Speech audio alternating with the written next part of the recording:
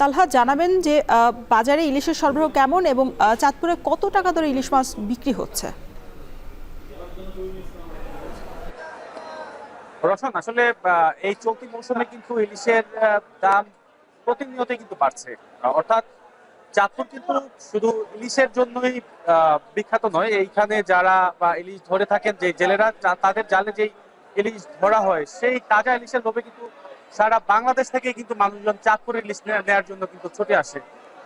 সারা বাংলাদেশের পাশাপাশি যেখানে বাংলা ভাষাভাষী মানুষ রয়েছে বা বাঙালি রয়েছে, তাদের মধ্যে যে ইলিশ খাওয়ার যে প্রবণতা, সেটা কিন্তু চাঁদপুরের ইলিশের নাম শুনলে কিন্তু আরো ব্যাপক ভাবে কিন্তু বেড়ে যায়। যদিও হতাশ করছেন চাঁদপুরের জেলেরা এবং যারা ব্যবসায়ী রয়েছেন, তারাও কিন্তু হতাশাই কিন্তু ব্যক্ত করছেন আমাদের কাছে। চলতি মৌসুমে চাঁদপুরে যেই পরিমাণে ইলিশ হওয়ার কথা ছিল ব্যবসায়ীদের ব্যবসা করার জন্য, তা কিন্তু নেই বললেই চলে। যার কারণে কিন্তু প্রতিনিয়ত কিন্তু ইলিশের দাম বৃদ্ধি পাচ্ছে। সবশেষ যখন ভারতে ইলিশ রপ্তানির ঘোষণা দেওয়া হয় সরকারের পক্ষ থেকে, তারপরে কিন্তু আসলে ইলিশের দাম নাগাল কিন্তু পাচ্ছেন না ব্যবসায়ী কিংবা যারা ইলিশ কেনার জন্য চাঁদপুরে আসছেন, সেই ক্রেতারাও কিন্তু এসে হতাশ হয়ে কিন্তু অনেক ক্রেতা ফিরে যাচ্ছেন।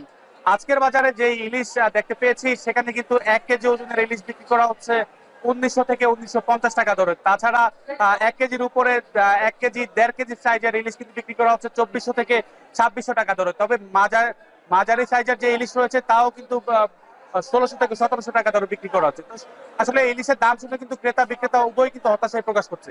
রওশন, এই ছিল আমার সেই চাঁদপুর থেকে।